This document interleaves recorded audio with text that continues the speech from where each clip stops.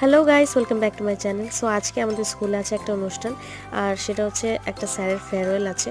So আজকে তাই অনেক দিন পর, প্রায় 15 দিন পর আমি স্কুলে যাচ্ছি। হ্যাঁ, বছরের প্রথম দিন সবাইকে সকলে আগে প্রথমে হ্যাপি নিউ ইয়ার জানিয়ে দিই। অ্যান্ড নিউ ইয়ার বলেই এত দিন পর স্কুল যাচ্ছি।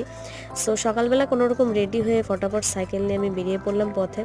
আর কেমন আতঙ্কবাদীর মতো লাগছে আমি জানি, বাট খুবই রোদ তার জন্য।